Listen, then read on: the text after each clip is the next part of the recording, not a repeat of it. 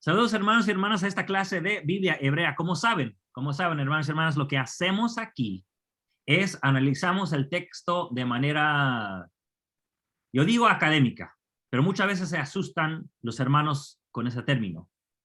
Respetamos las escrituras, sabemos que a través de las escrituras nos acercamos a Dios y conocemos nuestro pueblo. Pero lo que hacemos aquí es queremos conocer los pueblos que escribieron el texto. Queremos ver qué pensaban ellos, porque al saber qué pensaban ellos y cómo vivieron, solamente así podemos, bueno, no solamente así, sino será más fácil compararnos a ellos y sacar más lecciones. Ese es el fin. A través de las escrituras podernos acercar a Dios y al prójimo. Vamos a comenzar con la oración. Le vamos a pedir al hermano Raúl.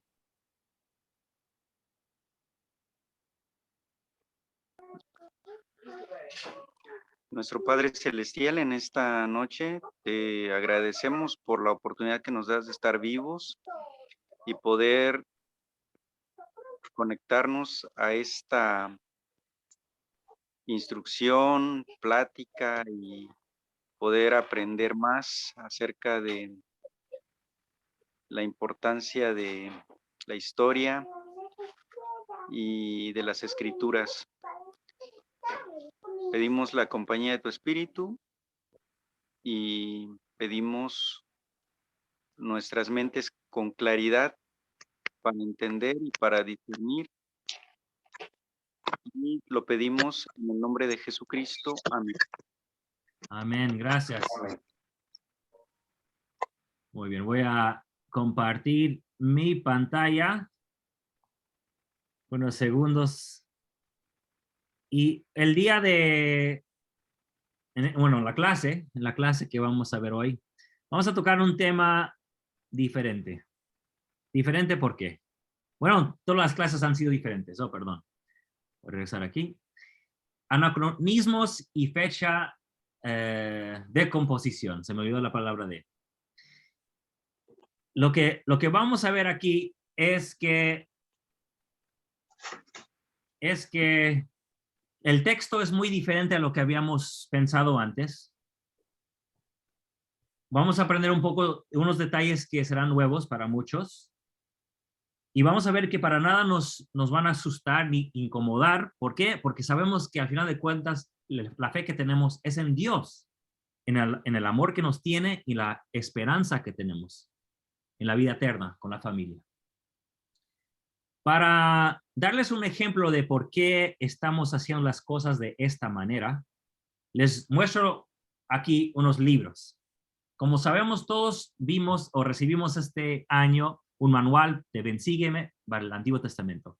Y sabemos que está presentado de una manera que es fácil de leer con la familia. Es algo que nos ayuda a tener ese estudio familiar con preguntas buenas, principios que se pueden aplicar y así podemos acercarnos como familia, como iglesia y como pueblo de Dios. Y ese es el fin. Tenemos manuales para acercarnos más a Dios buscando y encontrando doctrinas y principios del Evangelio. Aquí tenemos el manual de maestro de seminario, donde también hace lo mismo, pero se profundiza un poco más, ¿verdad? Está más grueso este libro. Y tenemos los manuales de instituto de los años 80, 90, que la verdad es que ya no los imprimen en inglés ni en español, pero siguen flotando por ahí en algunas capillas. Y esos libros se profundizaban más en el texto, pero ya incluían muchas cosas que la iglesia ha dejado, así que por eso ya no publica sus libros. El libro a la derecha es algo diferente. Ese libro dice, es una historia de la Biblia referente al antiguo mundo. Ese libro, hermanos y hermanas, es publicación de la Universidad de Brigham Young, la Universidad de la Iglesia. Si ustedes toman clases sobre el mundo antiguo, el antiguo cercano, próximo, cercano oriente, si van tanto en cualquier escuela de la iglesia, y son muchas, la de Idaho, la de Provo, la de Hawaii, tiene un centro también en Jerusalén, ahí van a aprender, y si toman clases sobre el mundo antiguo y la Biblia, van a leer ese libro. Y aquí lo tengo yo. ¿Ok?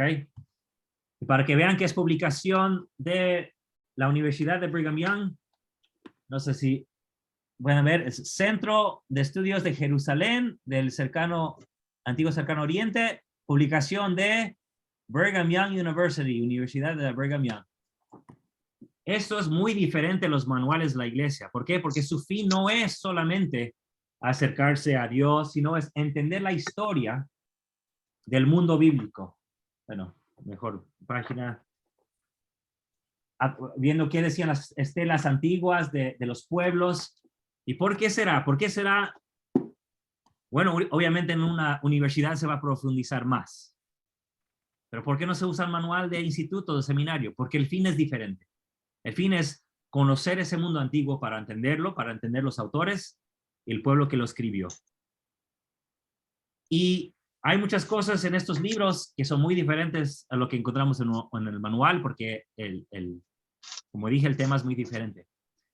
Y como hemos visto en esta clase, hemos aprendido detalles que parecen, como dijo una hermana en la clase pasada, parecen cambiar todo lo que habíamos pensado antes. Y hermano Sergio, no, esto solamente está en inglés, porque no hay universidades de la iglesia en español. Pero les voy a dar otro ejemplo, uno que todos vivimos. No podemos decir que no estuvimos presentes porque fue en los últimos años. Y no es el mismo ejemplo que di la semana pasada. Y no me acuerdo si fue durante la clase o después de la clase, pero ese es otro ejemplo. Vamos a ver si podemos nosotros ver cómo a través de la historia nuestra hemos tenido que cambiar ciertas ideas que teníamos antes. Ok, cuando yo era niño leíamos unos libros de caricaturas que se llamaban escrituras animadas o algo así. Y en esas escrituras, ahí salía, o no escrituras, sino dibujos, salía Joseph Smith con el pectoral, los videntes. Recuerden que Urim y Tumim es un nombre que le pusieron después a lo que eran los videntes. En el libro de Mormón se llama videntes. En la historia de Joseph Smith se llama videntes. Urim y Tumim fue un nombre que se le puso después. Y aquí vemos a Joseph Smith leyendo las planchas como si las estuviera ahí, pudiéndolas entender. Y así crecí yo. Yo nací en el 82 y era mi mundo, es todo lo que sabía, que Joseph Smith miraba las planchas ahí leyéndolas. El 25 de junio de 1992, el Elder Nelson, que ahora es profeta en nuestra iglesia. Sí. Por favor, apaguen sus micrófonos. Por favor, apaguen sus micrófonos, compañeros. ¿Qué llegó?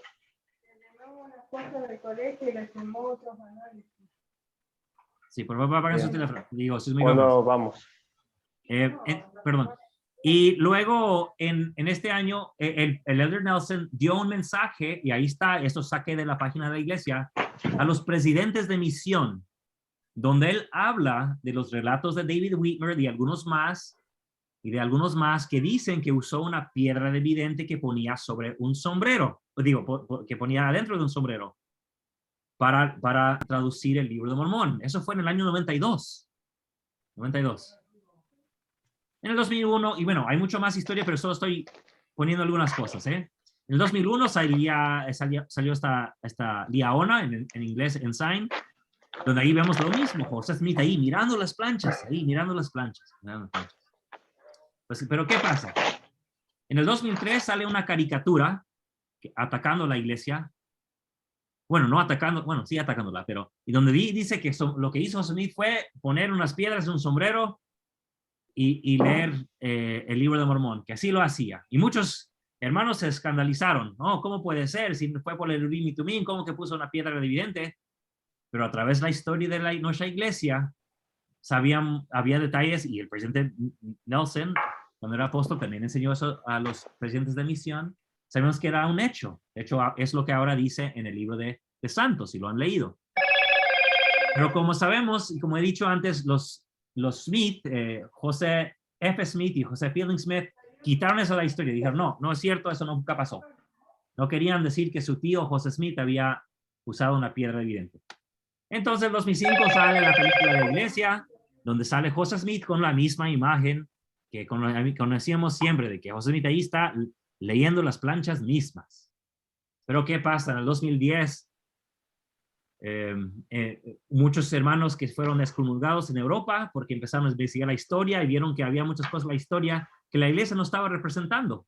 Una de esas cosas fue la traducción del Libro de Mormón.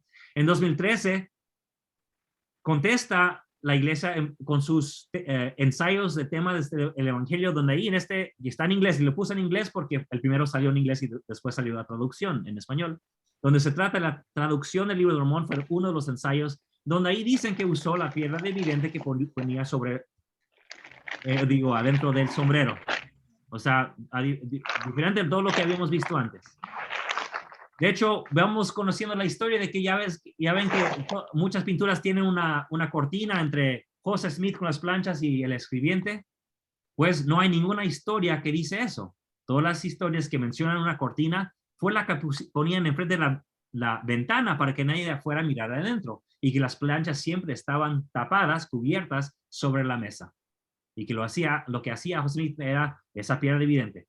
¿Qué pasa en el 2015? En el 2015, por primera vez en la historia de la iglesia, publica la iglesia en las revistas de la iglesia Liahona, Ensign en inglés, unas fotos de la misma piedra de vidente que usó Joseph Smith, que siempre ha tenido la primera presidencia con ellos.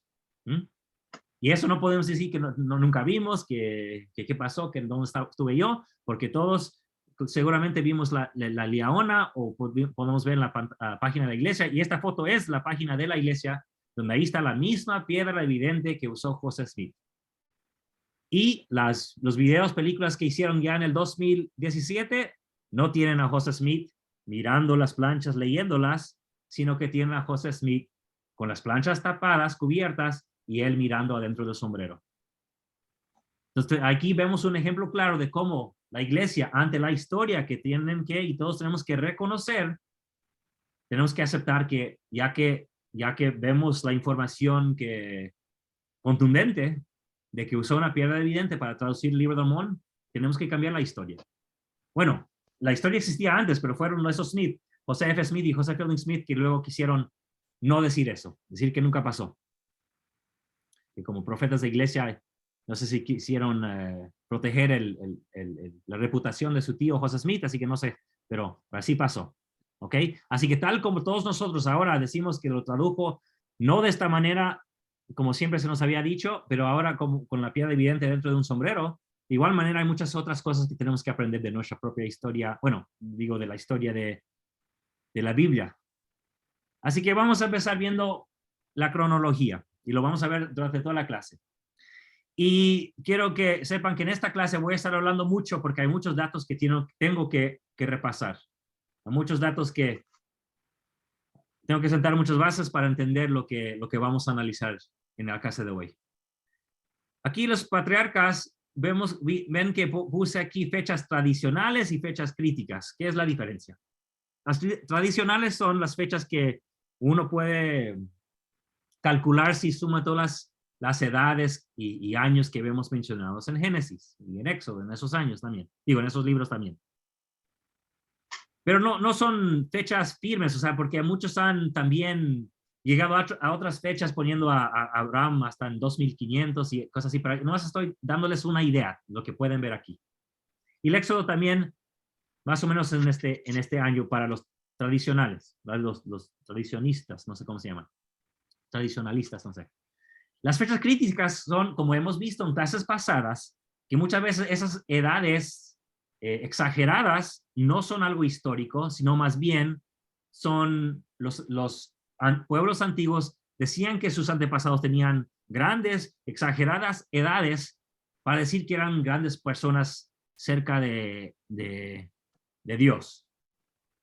Y bien, tomando en cuenta esos datos y que escribían y describían sus antepasados igual que cualquier otro pueblo antiguo y que en verdad nadie tenía 400, ni 500, ni 600 años, calculan las fechas y dicen que más o menos pasó durante esta, ¿verdad? Así, durante estos años.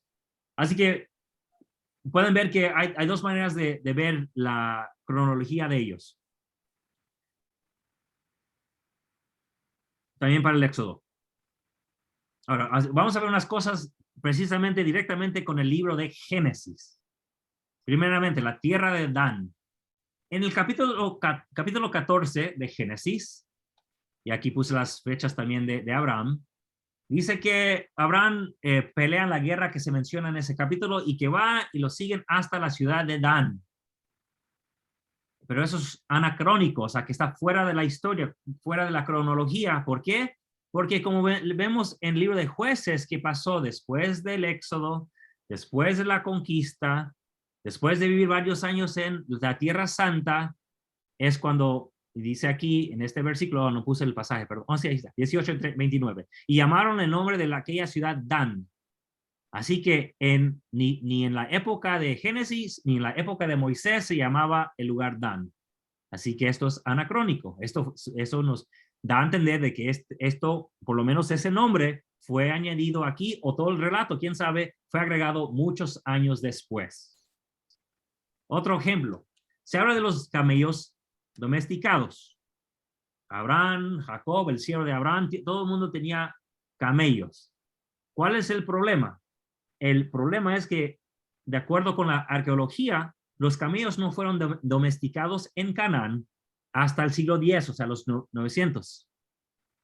O sea, si comparamos las fechas, estamos hablando de una diferencia de muchos años, de 3000 años o menos, pero bueno, de 1000 años a 700 años o algo así, o sea, muchos años después. Y para entonces ya estaba muerto Moisés también. Así que no pudo haberse algo que incluyó él. Pero hay más aquí, porque algunos cristianos dicen, no, hermano, pero la cosa es que como vino de más al norte, donde sí estaba domesticado el camello, seguramente trajo los animales de allá. O algunos dicen, no, pero aquí en este pasaje que he citado aquí, los camellos son regalo de Egipto, donde sí había camellos. Entonces, ahí podemos ver que es completamente posible de que el faraón le haya dado camellos por lo menos a Abraham, a un hombre. Y si no encontramos esos huesos, pues claro, porque solamente fueron algunos. ¿Verdad? Es lo que dicen algunos cristianos, algunos judíos también. Pero ¿qué pasa? Si analizamos bien este relato, ¿quién me puede ayudar leyendo aquí el versículo 15, 16 y 17? ¿Quién me puede ayudar? Y prendan sus cámaras, no estén apagadas. Yo puedo hacerlo. Sí, adelante. Dice Génesis 12:15.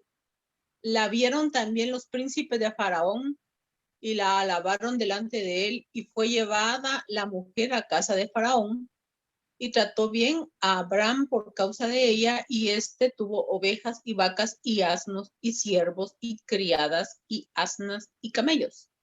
Mas Jehová hirió a Faraón y a su casa con grandes plagas por causa de Sarai, esposa de Abraham.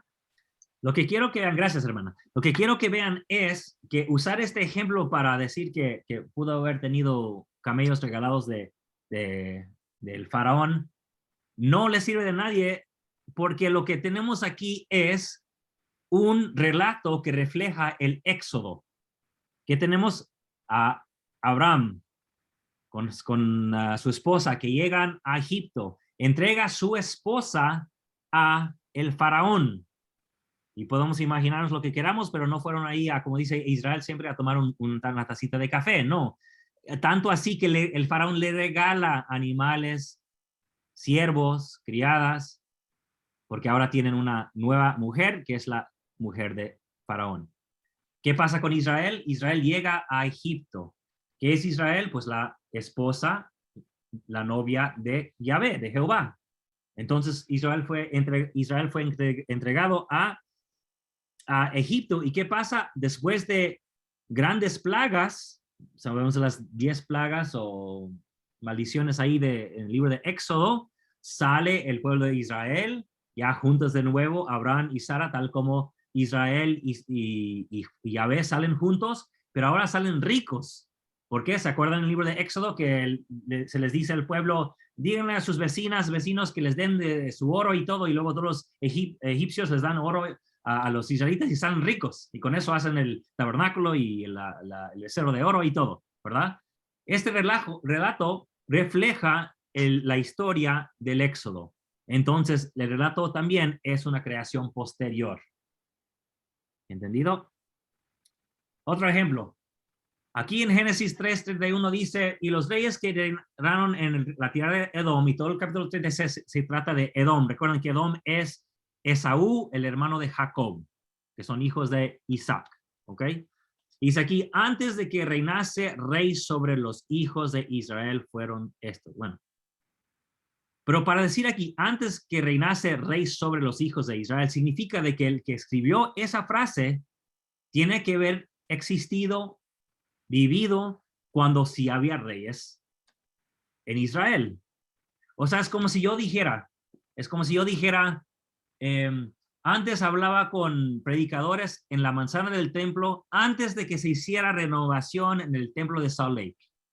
Bueno, para poder yo decir eso, antes de que se hiciera renovación en el templo de Salt Lake, significa que la renovación ya empezó y es algo que he vivido, experimentado. O sea, que es algo de mi presente, porque es algo que yo conozco. Igual, el que haya puesto este comentario, lo escribió sabiendo que había reyes ya en Israel. Y no hay reyes en Israel hasta el siglo X o los años 900. Bueno, a finales del 11 tal vez también. Pero por ahí, por esas fechas. Otro ejemplo. Este tal vez demore mucho tiempo aquí, así que lo voy a tratar de hacer rápido.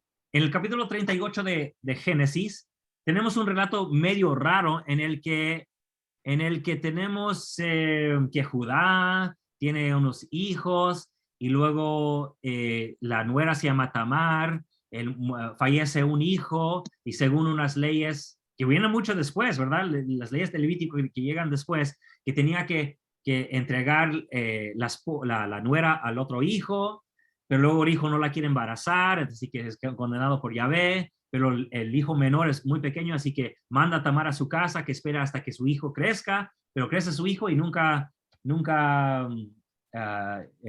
casa a Tamar con su hijo menor. Entonces lo que hace Tamar es que se viste de prostituta, de ramera, luego se acuesta Judá con ella, la embaraza, entonces de ahí sigue la descendencia de Judá, ¿verdad? ¿Se acuerdan de ese relato? Algo raro que podemos comparar con lo que está en otros relatos, pero es un relato medio raro. Así que vamos a analizarlo. Pero ¿qué pasa en ese relato? Ahí Judá tiene un amigo que es Adulamita, ahí en el lado izquierdo. Lado derecho, pues David va a esconderse en la tierra de Adulam. Lo que quiero que vean antes de analizar, ver más pasajes, es que este relato en verdad quiere no justificar, sino ver que los errores que cometió David en su reinado no fueron tan malos porque también los del pasado hicieron lo mismo. Pero lo que hacen es repiten la historia pero con otros detalles. Aquí Judá conocía a alguien que se llama Gira o Ira, y David conocía a alguien que se llama Hiram. La esposa de Judá era la hija de Sua. Hija en hebreo es Bat, entonces junto es Bat-Sua. ¿Cómo se llama la esposa de David? Bat-Sabé. En hebreo es Bat, no Bet. Bat-Sabé en hebreo. Pero en Crónicas, cuando se menciona la esposa de David, se escribe de la misma manera que lo vemos allá, Bat-Sua. Judá toma bueno, aquí se menciona Tamar, y David tenía una hija que se llamaba Tamar. Judá la da por ramera y se acuesta con ella, con Tamar. En el caso de David, el hijo de David se acuesta con su hermana Tamar. La fuerza y se acuesta con ella. Al final, Judá reconoce su pecado y dice, más justa es ella que yo. Y David dice, pequé contra Yahvé. Así que vemos que este relato refleja el reinado de David, que fue algo literario ya compuesto después de haber vivido David. En el capítulo 40 vemos que un tal panadero es colgado. ¿Se acuerdan que llegan dos a la cárcel con José? Un panadero y un copero. Y le dicen los sueños a José. José interpreta los sueños. José interpreta los sueños. Regresan con el faraón y el panadero es colgado y el copero es restaurado a su puesto como copero. Pero la cosa es que no tenemos evidencia que atestigue que haya habido ahorcamiento en Egipto. Más bien lo que vemos es que sí había eso en Ciro, en Babilonia, cosa que vemos, por ejemplo, en el libro de Esther, cuando el que quería matar a Mardoqueo, el tío de Esther, ¿se acuerdan? Él es ahorcado o colgado. Entonces refleja el mundo de una época posterior. De hecho, pasa lo mismo con José que con Esther y también Daniel. Viven en un país extranjero, suben en la jerarquía, son puestos como el segundo en lugar, Esther como reina, Daniel como el hombre sabio del rey, y aquí José como el segundo lugar en Egipto. Así que refleja ese mundo de qué debemos hacer cuando vivimos fuera de nuestro país. Refleja una ideología del exilio, algo muy posterior. Pero no solamente eso, sino que estos dos personajes reflejan dos personas de la historia de Israel. Cuando regresan del exilio, tenemos dos libros, el de Esdras y el de Nehemías. Nehemías fue un copero del rey de Ciro que llega y es el restaurador y hace todo lo posible para que Jerusalén sea restaurado y que se construyan de nuevo los muros de Jerusalén.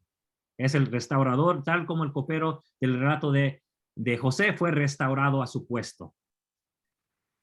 Lo del panadero es interesante porque él es colgado. Y si vemos Esdras, lo que hace Esdras es algo medio difícil de leer, la verdad. Lean ahí lo que hizo él. Llega a Jerusalén, ve a los que se quedaron y que se habían casado con mujeres extranjeras y se pone a condenarlos diciendo, divórcense de ellos, sepárense de ellos, abandonen a sus hijos nacidos por ellas, abandonen a sus esposas. Y ahí está, no me acuerdo en qué capítulo, dice que se pone a llorar y todo, y él dice, está bien, es voluntad de Dios que lloren y que estén abandonados. Bueno, aquí en el relato de José, este panadero es colgado. ¿Y qué hace José? Él se casa con una mujer extranjera, la hija de Potifera, ¿verdad? Asenat. Entonces, vemos con esos dos reflejados Esdras y Nehemías, así que vemos cómo este relato refleja un mundo posterior. Ya vimos el de la torre de Babilonia en otra clase, pero lo voy a decir rápidamente. Recuerden que en hebreo no hay una diferencia entre las palabras Babel y Babilonia. Son la misma palabra, no más que los traductores ponen Babel en el capítulo 11 de Génesis y ponen Babilonia en todo otro lugar. Y como vimos en esta clase pasada, en un documento de la época, en estos años cuando se construyó una estela particular, y no una estela, sino una de esas zigurat se llaman estas, el zigurat de Etemanenki. Vemos que en esa estela que fue creado en estos años, habla de que iban a ser ladrillos de asfalto, de ladrillo cocido, igual como en Génesis 11, y que iba a llegar hasta el cielo, tal como dice Génesis 11. Y que los esclavos que llegaron de otras naciones fueron los que trabajaron esto, incluso los judíos. Así que están reflejando su mundo durante el exilio con la Torre de Babel. Y tal como dijo hace unas semanas la hermana Daniela, si se acuerdan del comentario de la hermana Daniela, vamos a analizar este punto. En el año 539, el exilio fue en el 587, así que el 539 es cuando Ciro de Persa llega y destruyen Babilonia y ellos son los que se quedan en poder. Y ellos permiten que los judíos regresen a Jerusalén. Ok, Génesis 11 dice, y así los esparció Jehová desde ahí sobre la faz de toda la tierra y dejaron de edificar la ciudad. Eso es importante porque la cosa no se trataba solamente de la torre. Si leemos bien el capítulo, se trata de una torre y de una ciudad, lo cual tenían Babilonia. Una torre y una ciudad. En Esdras leemos lo que hizo Ciro. Ciro escribió una carta diciendo, aquí dice, aquí lo tengo subrayado, quien haya entre vosotros de todo su pueblo, o sea, todo el pueblo de Jehová, sea Dios con él y suba a Jerusalén que esté en Judá. En otras palabras, llega Ciro con los de Persa destruyen Babilonia y permiten que todos se esparzan y regresen a sus países con sus propios idiomas y costumbres. Entonces acá en el 11 dice que lo hace Jehová. Esdras dice que lo hace Ciro. Así que, ¿qué dice Isaías? En 45:1, que fue también, esta parte de Isaías fue escrito después del exilio. Dice, así dice Jehová a su ungido, a Ciro, al cual tomé yo de la mano derecha para someter naciones delante de él. Así que, ¿de qué manera esparció Jehová? Lo hizo a través de Ciro. Nunca vemos esto a menos que comparemos la historia. ¿Vale? Y claro, hubo una tradición antigua de que una torre de idiomas, claro, porque lo vemos en el libro de Mormón, así que de eso no digo nada, pero tal y cual lo tenemos en Génesis 11, refleja el mundo del exilio. Cuando digo exilio es cuando fueron llevados a Babilonia. Ahora, unas cosas rápidas, se mencionan los filisteos, pero los filisteos no existen hasta los 1200. Los arameos se mencionan en Génesis, pero hasta los hasta el siglo XII, los no sé cómo se dice, los 1100. Berseba se menciona en Génesis, pero de acuerdo con la arqueología no hay prueba de que haya existido nada ahí en la tierra donde se encuentra Berseba antes de la fecha 1200, que son cientos de años después de la historia que cubre el libro de Génesis. Y también esto es importante, en capítulo 12, versículo 6 dice, y pasó a Abraham por aquella tierra hasta llegar hasta el lugar de Siquem, hasta el valle de More. Y el cananeo estaba entonces en la tierra. Estaba entonces en la tierra. El que haya escrito esto vivió en una época cuando ya no había cananeos en la tierra. Repasemos la historia. Moisés con los israelitas llegan a la tierra santa y hay cananeos. Bueno, llega a Jordán y hay cananeos. Josué entra con los israelitas y hay cananeos. En el libro de Jueces pelean contra los cananeos, que significa que siguen ahí los cananeos. ¿Quiénes son los cananeos? Todo el mundo que no sea israelita era cananeo. ¿Qué hace David? Pues él se casa con una mujer hitita, que era esposa de un hombre, Urías, que era hitita. Entonces seguían cananeos ahí. Los jebuseos, que eran los que estaban en Jerusalén, que luego conquista a David, eran jebuseos. Así que para decir esto, cuando no había jebuseos, tiene que ser hasta después de la época de David, porque en la época de David había cananeos en la tierra. Ahora, ¿qué significa todo eso? He dicho mucho. Génesis cubre estos años, como dije, los años de los patriarcas. ¿Por qué? Porque termina con la historia de José, como vimos, en Egipto.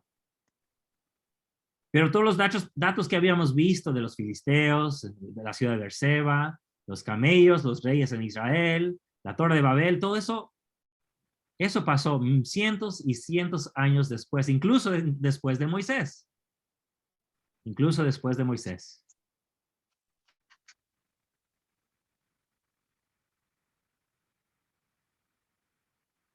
Rápidamente, aquí tengo la cronología de otros aspectos de la historia de la Biblia hebrea, la conquista, la época de los jueces, Saúl, David y Salomón. Y de nuevo, tal como dije antes, tenemos las fechas tradicionales y las fechas críticas. Y las dos son válidas, bueno, dependiendo de si uno sigue una tradición. Bueno, puede escoger entre los dos, pero yo presento los dos. Y ya después de Salomón podemos tener unas fechas más concretas, porque ya podemos comparar todo con la historia del mundo en el que vivieron. Hay otras cosas que apoyan las fechas que tenemos en la Biblia, pero antes de eso no tenemos mucho que apoye las fechas que tenemos. El destierro de Israel, cuando Israel, el reino del norte, son llevados por Asiria a no sé dónde, bueno, muchos se quedan ahí. Así que eso de las tribus perdidas de Israel, las 10 tribus perdidas, es básicamente un mito, porque sabemos que muchas de las tribus fueron al sur, así que no se perdieron. Bueno, la mitad se perdió, pero igual muchos se perdieron cuando fueron llevados por Babilonia, así que no. En verdad, ahí llegaron a Jerusalén. Josías es un rey importante y el artículo que pedí que leyeran se trata de la composición de libros en su época. Él vivió durante esta época, 640-609, cuando el faraón Neco lo ejecuta por rebelde. Cuando el reino de Judá es exiliado por Babilonia, es el 587. Para entonces ya Nefi está en camino, o ya está en las Américas, ¿verdad? Ya está en las Américas Nefi, pero es destruida Jerusalén en 587. Y luego Ciro es el que libera el pueblo en 539.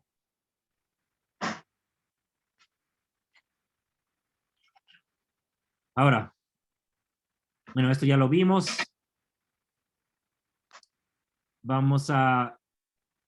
Bueno, ¿tienen alguna pregunta? Sí, vi que hay algunos comentarios, pero no tuve el tiempo de ver. No sé si alguien me puede ayudar con las preguntas ahí en los comentarios. Hola, Noé, Sí, ¿cómo estás? muy bien, Te compañero. iba a preguntar el tema eso de los anacronismos, de que nombran ciudades que no existían en esa época. ¿Puede ser referencia como cuando, por ejemplo, los historiadores Moroni decían, por ejemplo, que los jaredistas llegaron a la ciudad de hasta Saraemla, pero se sabe que está hablando de Saraemla nefita, pero él dice que los jaredistas llegaron después de las serpientes, o Moroni Mormón mismo hacen anacronismos. Por ejemplo, Mormón dice, el profeta me dijo que vas a ir a una ciudad que se va a llamar el Cerro Jim. Ejemplo. Puede ser que en realidad ellos dicen, bueno, llegó hasta Dan, pero es porque ellos sabían la ubicación y era más que nada para que la persona que lea sepa que llegó hasta Dan, pero el mismo escritor sabe que no existía Dan, a eso me refiero. Como cuando Exacto. Moroni dice, bueno, llegaron hasta Saraemla, pero Moroni sabe que no se llamaba Saraemla porque esa es una ciudad mulequita. Así es, amigo. Y estoy de acuerdo, completamente de acuerdo. Mi punto es Ya que... para no criticarlos tanto, quizás. Sí, estoy de acuerdo. Pero mi punto es, y tu comentario refleja cuál fue mi punto, es que eso significa de que igual fue escrito muchos años después. Y ese es el tema que quiero decir, que fue escrito muchos años después. Hubo un lugar donde después Sí, se fundó eso. Berseba, claro, pero ese nombre no fue incluido hasta cientos de años después. Gracias. ¿Alguna pregunta más, Claro, compañeros? igual sí. Sí, adelante. Ok. ¿Tienes otro comentario, amigo? Ok. Entonces, siguiendo con la cronología, ahora vamos a ver un poco de cómo se fue desarrollando el idioma. Yo sé, como dije al principio, aquí estamos viendo muchos detalles, muchas fechas y los podemos confundir, pero les voy a enviar en PDF todo lo que estamos viendo aquí y pueden ver la grabación después. Lo más antiguo que tenemos de los escritos en hebreo, o algo, ni siquiera es hebreo, es el idioma cananita, cananea, como lo queramos, cananeo, como queramos llamarle. Y para que sepan, el hebreo fue un idioma que bueno, mejor no hay que llamarle hebreo. Hablaban hebreo ellos, pero los demás hablaban el mismo idioma. Era como en Latinoamérica, que todos hablamos español o castellano, pero tenemos dialectos diferentes. Pero todos nos entendemos y nos podemos hablar, nos entendemos a la perfección, a menos que alguien tenga un acento muy fuerte o usa mucho modismo que los demás no entienden. Pero si hablamos en el español global, lo entendemos todos, ¿no? De igual manera, ese idioma se hablaba en Amón, en Moab, y tenemos escritos, por todas esas partes tenemos escritos que se lee igual que el hebreo, pero no es hebreo, son los vecinos de los hebreos, de los israelitas.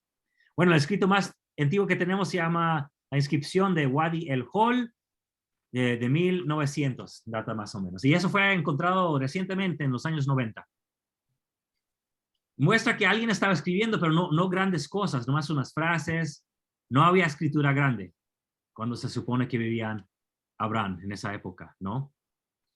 También tenemos, para darles un ejemplo, sabemos que no se trata de una mentira, de un engaño, porque Israel es mencionado en la estela de Merneptah o Meremta, se pronuncia de las dos maneras, porque no se sabe dónde están los vocales. Pero ahí se menciona Israel, ese fue en el año 2007, o sea, saben con exactitud en qué fecha se data esta estela. Las estelas son como esa imagen que está ahí, esa es una estela, donde se escriben cosas en la piedra. Ahora, pero ahí se menciona Israel no como tierra, sino como como un pueblo, no como tierra, como pueblo. Y ahí en esta estela se menciona todas las victorias del faraón en Canaán, que llegó a pelear con muchos y ganó, y mencionó todas las personas con las que peleó. Y eso es interesante porque aquí nunca mencionamos nada antes de esta fecha en Génesis ni en Éxodo, donde dice que Faraón salió de Egipto, llegó hasta Canaán, porque aquí está hablando de las tierras en Canaán, y que peleó con los israelitas. Ahí no dice nada. Pero aquí está en una estela que fecha de este año, y no tenemos ninguna Biblia que date de esos años. No tenemos ningún texto de la Biblia que date de estos años. Pero aquí tenemos algo de egipcio que menciona un relato de Israel que no se menciona en la Biblia. Eso debe hacernos preguntar, ¿qué está pasando? ¿Por qué no sabemos de esto en la Biblia? Tenemos otros escritos como el calendario de Geser, que no es un calendario de cuándo sembrar, pero no está en Israel, esto está en diferentes tierras. Este también está en Egipto. La inscripción de Wadi el Hol está en Egipto, está muy lejos. Pues es el mismo idioma. Y los escritos no se empiezan a formar hasta que vemos escritos estatales, o sea, ventas por el gobierno. Cuánto vino se tiene que vender y recoger y a quién se tiene que entregar. De soldados que escriben haciendo petición de túnicas robadas, o sea, cosas del Estado, vemos escritos, pero están en el norte. Como este es un escrito de Samaria. Samaria, si se acuerdan, lo que vimos hace 2 semanas, Samaria es la capital del reino del norte. Así que en el norte es donde empezamos a ver todos estos escritos, no en el sur, y aquí está Samaria. Vemos muchos escritos durante estos años 1011 a 700 en el norte. Pero ¿qué pasa? En el año 721 llega a Siria, como vimos en una cronología pasada, llega a Siria y se llevan a los de ese reino, a la mayor parte. Pero lo que sí sabemos, y lo dice el libro de Crónicas, es muchos también van al sur y se quedan en Jerusalén. O sea que llega a Siria, se llevan a muchas personas, pero muchas otras, y se menciona a Manasés, a Efraín y unas tribus más, se menciona en el libro de Crónicas, van al sur y se quedan en Israel. Llegándose ellos, que eran más instruidos, había escritura en el norte, no hay nada en el sur. Llegando ellos a Jerusalén, es cuando ya en los años 700 y en adelante, empezamos a ver escritos en el sur. En el sur empezamos a ver escritos, pero ya son cosas más personales. Vemos que escriben como en las tumbas, despidiéndose de sus seres queridos que ya fallecieron. O sea que llegan las personas inteligentes, la escritura empieza a crecer, ya no es cosa solamente del gobierno, ya es cosa que todo el mundo ya empieza a escribir, pueden escribir cosas personales, y es aquí en los años 600, ya después de llegar tantos israelitas del sur, porque Israel es el sur, llegan a Judá, que está en el sur, israelitas del norte llegan al sur, en Judá, y empieza a crecer la calidad de vida. Es cuando vemos que los reyes como Josías y su abuelo Ezequías empiezan a renovar el templo, y vemos muchos cambios en esa época. La Biblia lo menciona, pero no con todos esos detalles. Así que ya podemos ver dónde se va formando la escritura. Y bueno, aquí puse aquí en el lado una mención de la casa de David. Pero eso es ya de detalle extra. Así que sabemos que David existió, pero solamente menciona su casa y fue escrito en estas fechas. Lo interesante para mí es la manera en que David es mencionado en el libro de Isaías, en los primeros capítulos, es de la misma manera, casa de David. No dice ni reino de David, ni rey de David, dice casa de David. Y tal como lo vemos en esta estela de Dan, que está en el norte. ¿Y qué vemos? De acuerdo con lo que vimos lo que vimos hace unos minutos, es cuando se empiezan a escribir los profetas, ¿ya? Porque ya saben escribir tanto en el norte como en el sur. En el norte, Amós se escribe. Isaías en el sur. Y solamente puse capítulos 1 al 39, más bien el 2 al 39, porque podemos ver que hay otros Otros capítulos fueron agregados después, con el capítulo 1. Y los 40 en adelante fueron agregados después. Pero vamos a hablar de eso en el futuro cuando lleguemos a esos capítulos. No se preocupen. No me hagan preguntas de eso ahora porque lo vamos a ver en el futuro. Oseas, Miqueas. Lo importante de los profetas es que ellos describen el mundo en el que viven, ¿verdad? Ellos describen quién viene del norte, quién es el rey en ese momento. Son sumamente importantes esos escritos, pero vemos que son de la gente rica. Muchos dicen, bueno, pero Amós dice que fue pastor. Sí, pero ahí me lo menciona como tenía mucho ganado, así que era un hombre rico. Así que tenía todo derecho de poder saber escribir y amonestar al pueblo. Isaías, sabemos que era un sacerdote porque lo vemos en el templo, en el capítulo 6 de Isaías, lo vemos en el templo y está muy cerca del rey. Así que fue sacerdote y fue ayudante del rey porque siempre está ahí hablando con Ezequías, ¿no? Entonces fue una persona importante. Pero vemos que esos profetas son los profetas de corte, los que están ahí, parte de la clase alta de la sociedad. Ya años después vemos la composición de Deuteronomio, estos capítulos del 6 al 26, los otros fueron agregados, pero vamos a analizar eso. De hecho, tengo un libro completo que si quieren conocer más de esos detalles, tengo un libro completo que será necesario que estudien si es que quieren comprender esos datos. Y de Jueces a Segunda de Reyes se va componiendo, se va formando esa historia durante esa época, porque se va estableciendo ya con todo el conocimiento que tienen, se van formando las historias. Y ya después del exilio, durante y después del exilio, es cuando vemos a Jeremías. Recuerda que Nefi dice que conocían a Jeremías. Jeremías es la época de Nefi. Ezequiel poco después, él está en camino a Babilonia, donde escribe él. Muchos salmos, leen los salmos, y ahí no refleja el mundo de David, refleja los israelitas que están ahí llorando en camino a Babilonia. Ahí describen su camino a Babilonia. Bueno, muchos, estamos de diferentes épocas, obviamente. Y como vemos en la composición de textos, algo importantísimo que debemos entender es qué es lo que dice Jeremías, que vivió en esa época cuando se empieza a formar textos. ¿Quién me puede ayudar leyendo este versículo de Jeremías 8?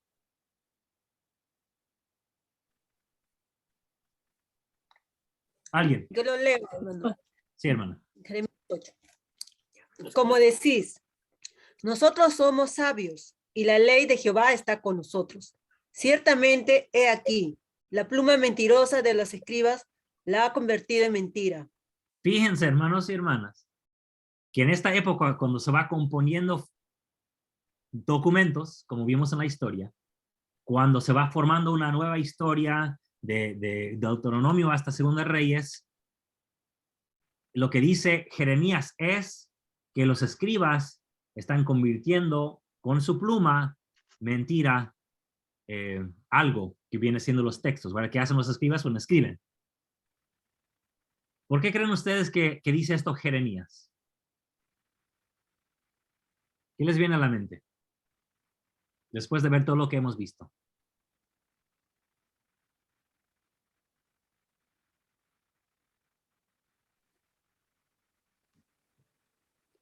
¿Será sobre la ley de Moisés que modifican las normas a su conveniencia o de los gobernantes, líderes? Sí, puede ser, pero fíjense que no puse aquí ni Génesis, ni Éxodo, ni Números, ni Levítico aquí en esta lista de libros. Y ahorita vamos a ver por qué. Pero sí, algo se va cambiando. Ciertamente, hermana. Ciertamente. Yo pienso que también Jeremías, que estaba mucho más cerca a la época que los escritos estaban narrando, podía entender mucho mejor que nosotros, que ahora solamente imaginamos, adivinamos, suponemos, comparado con la evidencia que hay, las fechas, las investigaciones arqueológicas, pero Jeremías estaba mucho más cerca que en lo que estamos nosotros en este momento y podía saber con mayor claridad qué detalles de los que se estaban escribiendo eran ciertos y qué detalles eran quizás solamente un reflejo, una imaginación o, como él decía, una mentira, ¿verdad? Sí, sí. Porque hay un dato que conocemos muy bien gracias a la arqueología. Todo Canaán fue gobernado por los egipcios hasta el final de la Edad de Hierro, que fue en 1200. Todo indica a través de cartas, a través de sellos, a través de pinturas, de cerámicas, que Egipto gobernaba todo Canaán. Ahora, eso debe crear dudas o preguntas. Porque si Egipto gobernaba todo Canaán hasta esta fecha, ¿por qué nunca vemos a Abraham hablando de sus vecinos egipcios? Porque Jacob nunca habla con sus vecinos egipcios. Y había ejércitos egipcios en Canaán, que ellos gobernaban, ellos protegían al pueblo. Tenemos cartas que dicen, por favor, Faraón, envía tu ejército para acá porque este rey vecino me está atacando, ayúdame por favor. O sea, había militares egipcios en Canaán durante todas esas fechas. Tenemos cartas de los pequeños reyes de Canaán que enviaban pidiendo ayuda al faraón. Otra pregunta que debe crear es, bueno, si el éxodo pasó en estos años o 200 años después, la fecha que queramos escoger, ¿por qué no dice ahí en Éxodo, ni en Levítico, ni en Números, de que saliendo de Egipto encontraron a más egipcios? Que cruzando el río de Jordán había egipcios todavía y hasta de 400 o 200 años más seguían los egipcios en la tierra. ¿Por qué no se menciona nada de eso?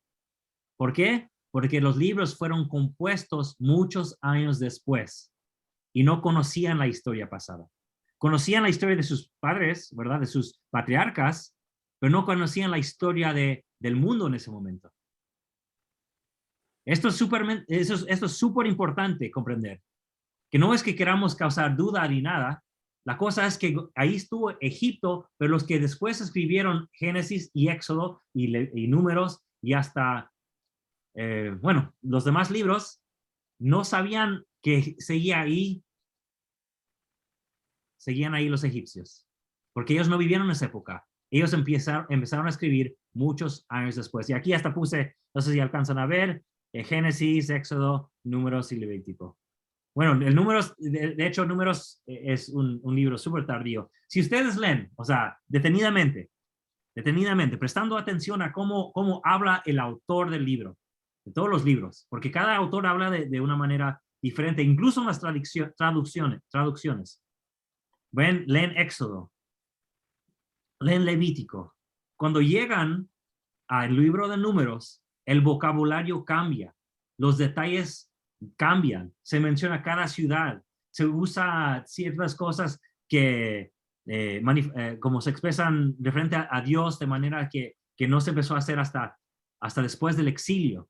O sea, nos presten atención cuando llegan a Números y van a ver que el lenguaje cambia por completo. ¿Por qué? Porque fue un documento ya compuesto, terminado muchos años después de Éxodo, después de Levítico, después de Deuteronomio, después de Génesis.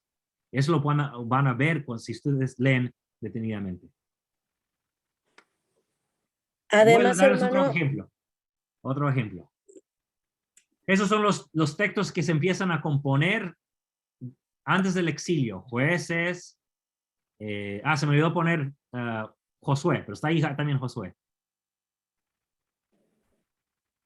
Samuel, Reyes, Amós, Oseas, Isaías. Pero estas historias son los que Jeremías dice que van cambiando, ¿no? Porque esos son los escribas empiezan a escribir la historia, así que Jeremías está criticando esta historia que incluye, de hecho, Deuteronomio. Deuteronomio es el primer libro de esta larga historia.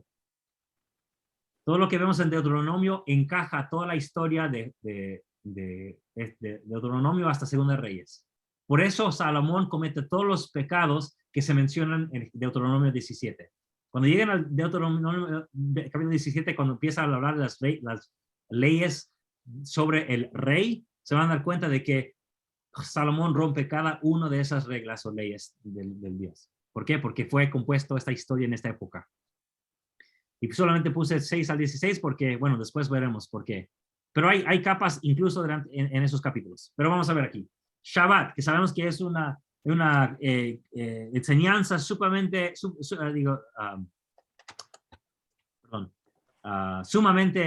importante para los judíos hasta el día de hoy. Se menciona solamente una vez en el libro de Amos, no se menciona en ninguno de esos otros libros, en estos capítulos de Isaías, no se menciona para nada, y ya al final 6 veces en Segundo de Reyes, pero tiene sentido de que se mencione en Reyes porque ya en Segundo de Reyes es cuando se empieza a componer estos textos, ¿verdad? Sobre Moisés y todo eso. Pero fíjense que solamente sale una vez en Amós y de todos esos libros, nada. Bueno, los 6 de Reyes.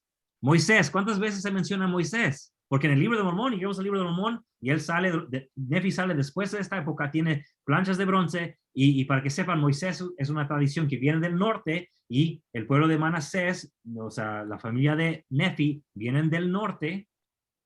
Él habla mucho de Moisés. Los libros de Crónicas hablan mucho de Moisés. Todos los libros posteriores hablan mucho de Moisés, pero estos libros que le tengo aquí, que 3 veces en Jueces, y las 3 veces de Jueces son partes al principio que fueron agregados después, y eso lo vamos a ver. Los primeros capítulos de Jueces fueron agregados para conectarlo a este libro, al libro de Josué, para que fluyera la historia. Y la cuarta vez que tengo en paréntesis, vamos a ver que es una mención de Moisés que se quiere esconder. Y si ustedes abren su Biblia en ese pasaje, que lo veremos después, no dice Manasés en sus Biblias, pero en hebreo dice Moisés. Digo, no dice Moisés en sus Biblias, dice Manasés, pero en hebreo dice Moisés. Y vamos a hablar por qué se hizo el cambio. Porque en la versión original decía Moisés. Solamente se menciona 2 veces el segundo de Samuel, pero en partes donde parece que fue agregado al texto, y 10 veces en Segundo de Reyes, pero como dije antes, ya en esas fechas es cuando se empiezan a componer los libros. ¿Cuántas veces se menciona el milagro del Mar Rojo? En todos esos libros, antes del exilio, ¿cuántas veces se menciona? Porque en el libro de Mormón se menciona un montón de veces. Una vez en Deuteronomio, en una parte que fue agregada durante el exilio. ¿Cuántas veces habla de las leyes de purificación que vemos en el Levítico? 0. ¿Cuántas veces habla de las leyes de comida, de qué se puede comer y qué no se puede comer? 0. ¿Cuántas veces habla de la circuncisión en estos libros? Una vez, pero es circuncisión del corazón. O sea, ni siquiera tiene que ver con lo que pasa en Génesis capítulo 17, ¿verdad? Que se tiene que hacer con todos los hijos varones del pueblo de Israel. Así que no cuenta, porque está hablando de la circuncisión del corazón. Abraham, pues ya sale más veces, 3 veces en Deuteronomio, una vez en Primero de Reyes, una vez en Reyes y una vez en Isaías en esos capítulos. Pero en el libro de Mormón sale un montón de veces. En las genealogías de Crónicas sale mencionado Abraham. Todos los libros posteriores sale un montón de veces. Eso nos ayuda a entender que las historias se fueron formando más concretamente. No estoy diciendo que no hayan existido, ojo. Solo estoy diciendo que ya es más fácil recordar algo una vez que esté escrito. Y ya, bueno, tenemos bonitos más. Pero hay prueba de que la influencia de Egipto seguía presente en Israel. Aquí tenemos un sello, buenísimo, famosísimo este sello, porque es importante porque data de las fechas de Ezequías, no solamente data de la fecha de Ezequías, sino que tiene su nombre. Aquí tenemos la letra Lamed, que es de o para. Aquí tenemos el nombre de Ezequías. No sé si el amigo Franco si está aquí con nosotros, si lee el paleo hebreo. Ese es el idioma que existía o la escritura que existía antes del exilio. Aquí están letras arameas porque van al exilio y regresan con estas letras que ven aquí. Antes se escribía de esta manera, después se escribe de esta manera y dice de Ezequías, hijo de Ahaz, rey de Judá. Aquí está un sello del mismo rey Ezequías. Pero ¿qué es lo que vemos aquí? Vemos la imagen del dios Sol, Ra, de Egipcio. Tenemos aquí, de Egipto, perdón. Aquí vemos un símbolo de la vida, también símbolo egipcio también. Entonces, aquí el libro de Reyes o Segundo de Reyes no menciona nada del dios Ra, el dios de Sol, pero lo vemos aquí en este sello. Así que la influencia egipcia, tal como vimos, aunque salieron en el año 1200, esa influencia egipcia siguió cientos de años después hasta en la época del rey Ezequías. Y aquí está la prueba. Ahí está el dios Ra, en el sello de Ezequías. Y si se acuerdan, en el segundo libro de Reyes, Ezequías es el que limpia el templo, saca todos los ídolos. Y tal vez eso sea una de las mentiras que menciona Jeremías. No voy a decir más para no confundirlos. Aquí tenemos otro sello de la misma época. Hay encontrado en Jerusalén igual que el otro sello. ¿Y qué vemos aquí? Levitas, vestidos tal y cual los vemos o leemos sobre ellos en el libro de Levítico y en Éxodo. Tiene no me acuerdo cómo se llama su gorro, no sé, no me acuerdo qué palabra usa. Aquí vemos su túnica, todo lo que vemos mencionado en el libro de Éxodo y Levítico, vemos su ropa, son levitas. Esto fue hallado en Jerusalén, años 600. ¿Y qué tiene? Hay 600, 700. ¿Y qué tiene? Aquí arriba, de nuevo, el dios del sol, Ra, de Egipto. No podemos negar de que ellos tenían influencia egipcia hasta muy tarde, cosa que no menciona el libro de Reyes, ni Samuel, ni Génesis, ni siquiera. Pero los profetas sí lo mencionan. Miren aquí, ¿quién puede ayudarme leyendo Ezequiel 8:16? Yo, hermano. Adelante. Y me llevó al atrio interior de la casa de Jehová. Y he aquí, junto a la entrada del templo de Jehová, entre el pórtico y el altar, había como 25 hombres con sus espaldas vueltas al templo de Jehová y con sus rostros hacia el oriente, y se postraban ante el sol hacia el oriente. Si hay hombres en el templo, ¿qué son? ¿Qué eran los hombres que obraban en el templo? ¿Sacerdotes? Eran los sacerdotes levitas, ¿no? ¿Y ante quién están postrados? Ante el sol. Ante el sol. Aquí vemos el sol en el sello. Así que lo mismo que vemos descrito aquí por Ezequiel, lo vemos en este sello. Y vimos hace unas semanas, cuando estábamos estudiando sobre la madre diosa de todo el área, que también se sacó imágenes del sol del templo, ¿se acuerdan? Así que vemos esta influencia que estaba presente, pero no se menciona tanto en la historia. Solo se menciona que algunos reyes los sacaron del templo. Pero esto va de la mano con lo que sabemos de Nefi. ¿Por qué dice Nefi? ¿Quién puede ayudar a leer aquí? ¿Leo? Sí. Sí. Hago la relación en el lenguaje de mi padre, que se compone de la ciencia de los judíos y el idioma de los egipcios. Así que hay razón para creer que Nefi supo egipcio. Claro que sí. Sí. Claro que sí. Porque la cultura egipcia siempre estuvo presente en Israel. Aunque salieron en 1200, seguimos viendo sellos de los años 700, 600 que siguen teniendo el símbolo del rey, del dios Ra, sol. Sí. Y como leímos la semana pasada, hace unas semanas, Josías también tiene que sacar al dios sol del templo. Así que la cultura egipcia seguía presente en Canaán. Bueno, final de presentación. Yo sé que fueron muchos detalles. Muchos detalles. Díganme, ¿qué les viene a la mente? Prendan sus cámaras.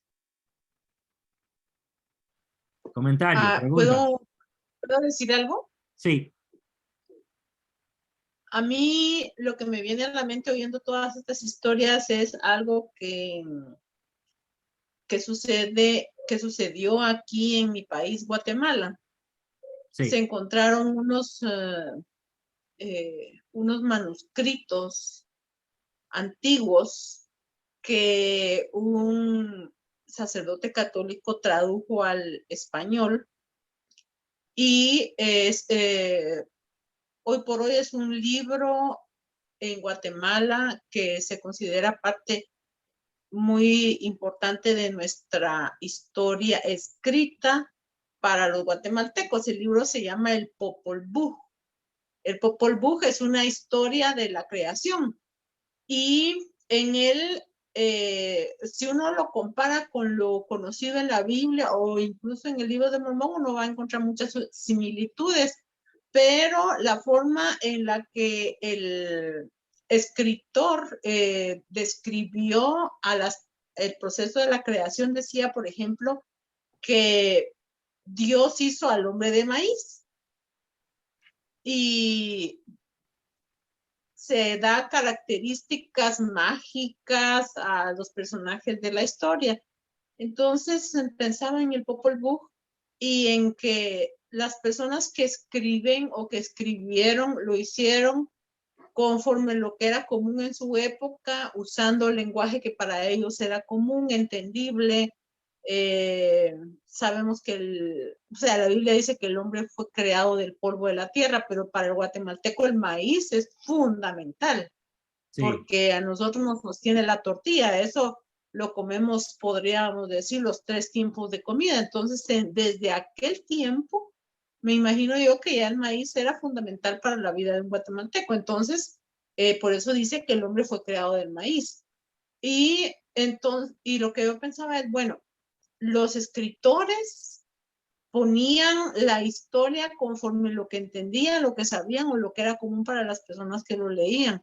Y no necesariamente tiene que ser errado para nosotros, sino simplemente lo que yo creo que hacemos en esta clase es tan bueno porque nos ayuda a comprender las cosas desde una perspectiva más lógica, más razonable, más entendible, no la letra estricta de lo que está escrito, sino a comprenderlo desde un ámbito más razonable para saber por qué o cómo o cuándo fue que se escribió. Y como usted decía, no necesariamente tiene que ser que eso no sucedió, sino que fue contado de una forma en que la persona podía contarlo para darse a entender en el tiempo en el que lo escribió. Así es, gracias, hermana. Gracias. Sí, cuando lleguemos a... Sí, hermana. Hermana Carmen. Pues a mí me deja pensando lo importante que es la escritura, lo valioso que ha sido para los pueblos para poder transmitir en los escritos que usted nos compartió, incluso la necesidad de escribir incluso en vasijas rotas, ¿no?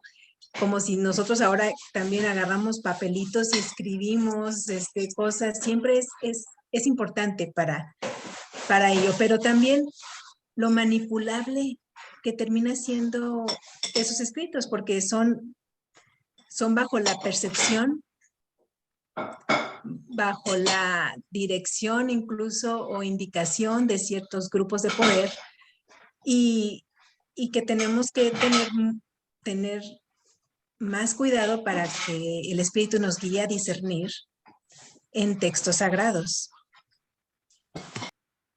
Sí, gracias. Y vemos que estos textos fueron importantes para esos pueblos. Y aunque sea claro que tal vez no tenemos la versión original, como dije antes, la escritura era diferente, pero no tenemos ningún libro completo en esa escritura antigua, lo cual significa que crearon esos libros, los escribieron, pero regresando del exilio, los reescribieron de nuevo, usaron las letras arameas. Las letras que vemos siempre que llamamos hebreo son letras arameas que aprendieron en Babilonia.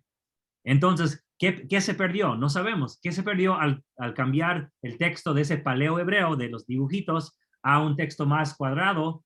Algo se tuvo que haber perdido, digo yo, pero no tenemos idea qué se pudo haber perdido. Estaba pensando, yo conocí una mujer de Turquía, no sé si todos saben, el idioma turco para parecer más occidental cambia su abecedario a letras latinas. Antiguamente ellos escribían en árabe.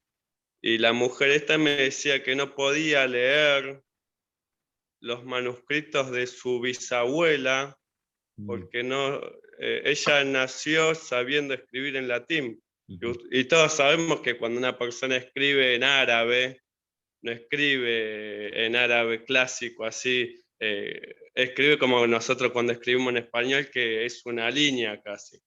Y ella dice que qué pérdida que hizo esa modificación de ley que cortó la transmisión de 3 generaciones, porque ningún niño va a poder leer el diario personal de sus bisabuelos en esa época. Y pienso que debe haber pasado algo similar, de que quizás no pudieron entender los escritos, y ellos lo que habrán escrito es la tradición oral de los que les quedó. O sea, muchas cosas se habrían perdido también. ¿Sabes? Eso es un buenísimo punto. Buenísimo punto. ¿Cuántos de los que regresaron, ya nietos de los que salieron, pudieron leer los textos? ¿Quién sabe? Tal vez unos cuantos. Buen punto. ¿Algún comentario más o preguntas, hermanos? Sí, hermano, si me permite. Quería, perdón. Sí, vamos a usar levanten la manito de aquí de Zoom para yo poder ver quién está levantando la mano, ¿ok? Okay. En orden de los que han levantado la mano en Zoom, vamos a empezar con Israel.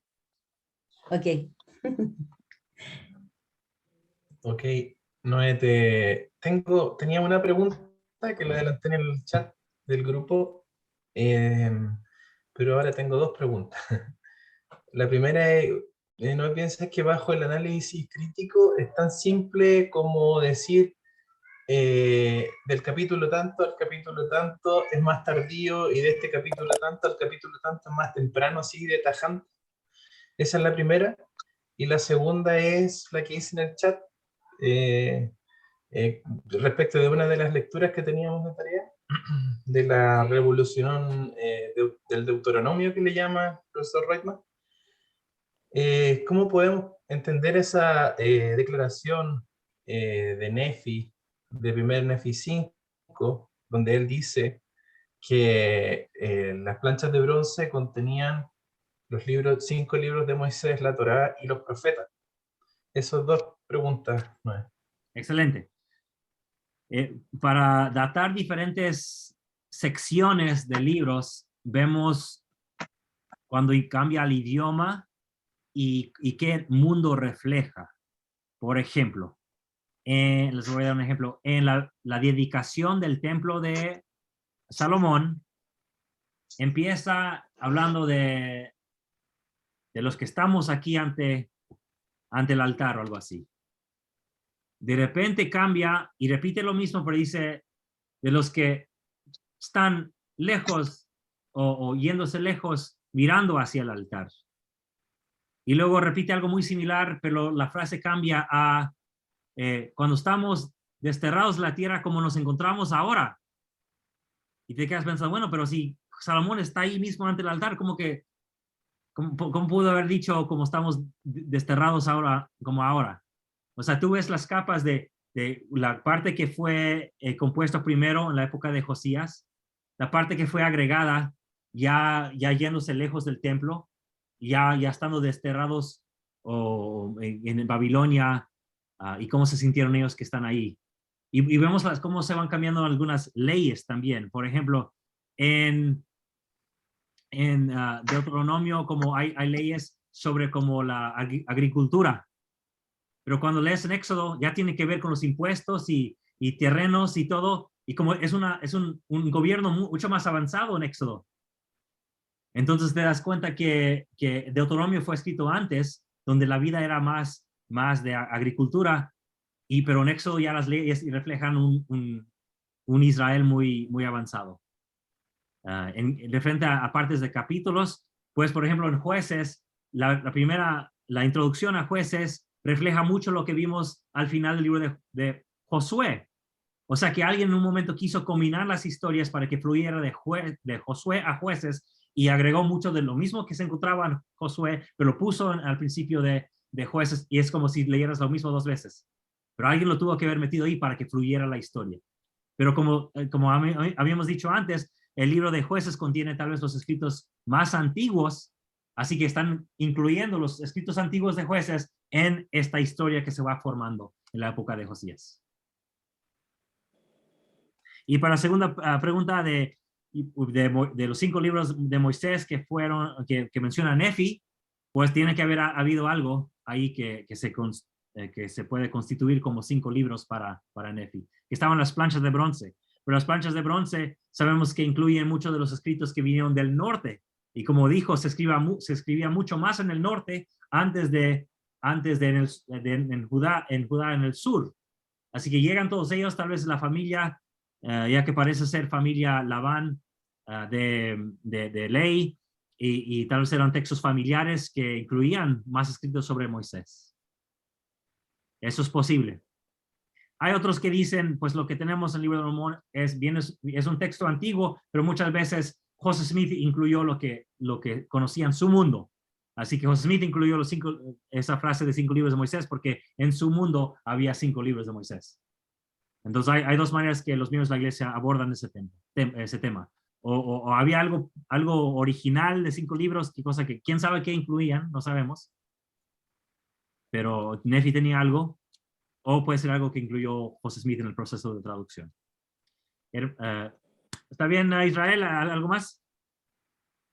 Sí, muy bien. Muchas gracias, Noé. Solamente un comentario. En el libro de Mosías, perdón, en el libro de Mormón tenemos Isaías capítulo 53 y una porción pequeña de 52, ¿verdad? Entonces a eso iba un poquito mi pregunta, porque en general todo el Isaías del libro de Mormón cae dentro del el periodo del primer y segundo Isaías, que se conoce, ¿verdad? Del 1 al 39. Pero hay ciertos pequeñitos fragmentos que no corresponden a ese tiempo. Entonces un analista crítico podría venir y desechar el libro de Mormón, en tanto que él piensa en capítulos cerrados, ¿verdad? Redondeando. Pero, ¿qué puedes decir al respecto? Sí, cuando Esa lleguemos era un poquito la pregunta también. Sí, cuando lleguemos a Isaías vamos a analizar ese punto, o sea, viendo vocabulario de la fecha y todo, o sea, vamos a meternos al texto. Pero rápidamente, solo voy a decir que es interesante que Isaías se divide en 3 partes.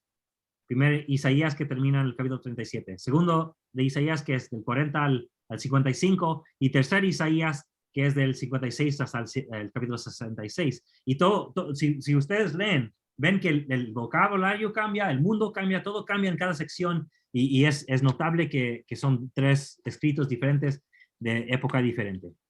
Pero es muy posible, y lo vamos a ver cuando lleguemos a ese punto, ver que por motivo de que el libro de Mormón no cita nada de tercer Isaías, solamente de segundo Isaías. Así que es muy posible de que haya habido un texto original que incluía algo del segundo Isaías que luego se formuló para reflejar el pueblo del exilio. Entonces, pero eso lo vamos a ver. Lo vamos a ver en detalle. Hermana Alma. Sí, hermano, regresando un poco a lo que usted preguntaba de que si será que Nefi habrá conocido el idioma egipcio, ¿verdad? Vino a mi mente que pues recordemos que se ha comprendido que en el libro de Mormón tiene cayasmos, y este es un modo de escritura en la cual se va repitiendo, ¿verdad? Por ejemplo, en Alma 36, que es uno de los más famosos cayasmos que se encuentran en el libro de Mormón, en donde en el versículo 1, este es Alma hablando a su hijo Alma, y le está diciendo de la experiencia que él tuvo cuando pues le agobiaban todos sus pecados. Y solamente para dar un pequeño ejemplo, donde dice que en el versículo 1 dice: hijo mío, da oído a mis palabras, porque te juro que al grado que guardes los mandamientos de Dios, prosperarás en la tierra.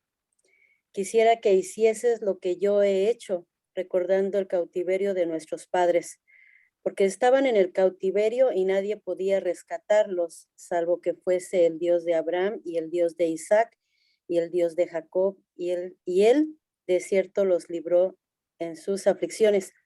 Y entonces si nos vamos hasta la parte de abajo, en el versículo 29 y 30, donde dice, sí, y también ha sacado a nuestros padres de la tierra de Jerusalén, y por su sempiterno poder también los ha librado de la servidumbre y del cautiverio de cuando en cuando hasta este día. Y yo siempre he retenido el recuerdo de su cautiverio, sí, y tú también debes recordar su cautiverio como lo he hecho yo. Mas he aquí, hijo mío, esto no es todo, porque tú debes saber, como yo sé, que al grado que guardes los mandamientos de Dios, prosperarás en la tierra, y debes saber también que si no guardas los mandamientos de Dios, serás separado de la presencia, y esto según su palabra. Pero lo que más me gusta de esto es la parte del medio, que es lo principal de a lo que Cayasmo se refiere, que de toda la escritura, la parte del centro es lo principal, o sea, lo que nos quiere dar a entender. Y esto se refiere entonces al versículo 17 y 18, donde dice, y aconteció que mientras así me agobiaba este tormento, mientras me atribulaba el recuerdo de mis muchos pecados, he aquí, también me acordé de haber oído a mi padre profetizar al pueblo concerniente a la venida de un Jesucristo, un Hijo de Dios, para expiar los pecados del mundo. Y al concentrarme mi mente en este pensamiento, clamé dentro de mi corazón, oh Jesús, Hijo de Dios, ten misericordia de mí, que estoy en la hiel de amargura y ceñido con las eternas cadenas de la muerte. Lo principal de todo este capítulo es justamente esto, Jesucristo. Y cómo es que Él perdona nuestros pecados y Él nos libra de todo lo que pues nosotros estemos padeciendo. Así es de que ejemplos como este, pues hay varios en el libro de Mormón, donde nos habla que sí existen otras lenguas, modos de escritura también. Gracias, hermana, gracias. Hermana Mónica. Buenas noches. Tenía una consulta en relación a la asignación de la lectura de Éxodo. Y me llama profundamente la atención que en repetidos capítulos, se habla mucho de piedras preciosas. Entonces, me resulta curioso los nombres, porque son prácticamente los mismos nombres que conocemos ahora. Entonces yo no sé si eso se modernizó para que fuera entendible, o efectivamente los nombres son los mismos, digamos. Sí, son las mismas piedras. Sí. Sí, claro, Sí. los nombres son en hebreo, pues se pronuncian de otra manera, pero son las mismas piedras que tenemos hoy. Ok. Era más que nada una inquietud que tenía. No, está bien, excelente. Ok, hermanos, no veo ninguna otra mano levantada. No, aquí a la hermana Carmen. Me venía a la mente ahorita que estaba escuchando a los demás también, el hecho de que el Señor tiene todo preparado, Dios tiene todo preparado porque finalmente no nos ha dado el resto de escritos que todavía no se han descubierto, precisamente porque yo creo que no es desconocido, bueno, no, yo creo, o sea, no es desconocido para Él estas fallas humanas que hay en todos estos escritos que estamos viendo, que la verdad algunas veces nos sorprende, pero tiene todo totalmente sentido. Sin embargo, pensar en que el Señor todavía nos va a dar más escritos y van a ser más selectos, para mi forma de ver, precisamente porque van a aclarar cada vez más las cosas, pues da una sensación de, ¡qué bien! Sí, exacto. Y aunque estaría súper feliz yo si se nos diera más escritura, como, bueno, lo que dije al principio es, bueno, ojalá pudiéramos conocer cómo usar la escritura para amar más al prójimo, para acercarnos más a la familia y a Dios, porque ese es el motivo principal por las escrituras que tenemos. Gracias. Hermana Silvia. Sí, mi comentario era respecto a la escritura. Y bueno, a lo largo de la historia, ¿verdad? Que usted nos ha presentado, ha ido progresando la escritura. Inclusive en el libro de Mormón, ¿verdad? Cuando menciona Nefi que escribe en egipcio reformado, porque si escribiera en hebreo, pues no tendría suficiente espacio. Entonces yo digo que las modificaciones que ha sido en la escritura ha sido para que nosotros podamos entender y también para que el mensaje llegue a más personas. Sí, comentaba ahorita el hermano respecto a su compañera, ¿verdad? De Turquía. Dice, se perdió la escritura, pero probablemente lo que tengan ahora está llegando a más gentes. Entonces, realmente que haya ido progresando la escritura, que sea más accesible a más personas, porque antes, o sea, solamente la realeza, la gente con poder podía leer y podía interpretar, y se ha ido simplificando pues para que llegue a todo el mundo. Y me imagino que en eso también está la mano de Dios, ¿verdad? Inclusive los medios de comunicación que tenemos ahorita, o sea, es para que el mensaje llegue a más personas y para que más personas lo entiendan. Antes nada más leíamos y había mucha gente que no sabía leer y no podía entender las escrituras, no podía, y ahora hay videos, hay esto, hay el otro. Entonces yo pienso que la mano del Señor se ha ido moviendo para que más de sus hijos conozcan la palabra y la puedan entender. Probablemente no se perdió, sino más bien se ganó. Sí. Ese era mi comentario. Sí, gracias. Y se nos pone la responsabilidad de crear nuestra propia escritura, nuestra propia historia, como miembros del pueblo de Dios. Gracias. Israel. Muy de la mano con el comentario anterior, cuando yo veo en perspectiva la historia desde la aparición del libro Mormón, y uno entiende las fechas de los descubrimientos arqueológicos y de la ciencia bíblica, que ha avanzado a montones desde la primera parte del siglo pasado hasta ahora, una curva exponencial, ¿verdad? Y creo que va a ser muy, muy diferente y mucho más va a seguir avanzando. Pienso que también puede incluirse eso entre los escritos que el Señor tenía preparados. No sé, los descubrimientos de los reyes del Mar Muerto, las piezas arqueológicas que nos ayudan a entender mejor el contexto de los profetas.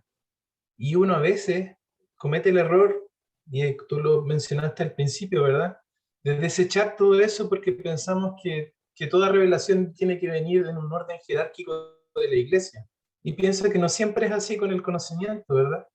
Como decía el del Talmach, que era del corte científico, él decía que en el laboratorio el científico también está haciendo revelación. Entonces pienso que le debemos dar mayor importancia a instancias como esta, en que, claro, nos sacan un poco del encuadre de la clase típica de la escuela dominical, pero nos hacen pensar, ¿verdad? Nos hacen utilizar nuestro cerebro, y eso es uno de los dones del Espíritu también. Que no todo tiene que ser emocionalidad en el Señor, sino que también cabe una parte, como siempre ha sido, ¿verdad?, que Él llamaba profetas para que testificaran, escribas y sabios. O sea, los expertos, los eruditos también son parte de la revelación, y una vez los desecha, porque piensa que eso no es parte del Espíritu porque no me genera emocionalidad. Y pienso que ahí tiene que haber un complemento. Y por ejemplo, nosotros estamos en una época en que podemos entender los fenómenos sociológicos del Israel antigua, de los judaítas, del Judá, y cada vez lo podemos entender mejor por los artefactos que están saliendo de la tierra, un poco como lo que pasa con el libro Mormón, ¿verdad?, que sale de la tierra y comprendemos mejor a Cristo.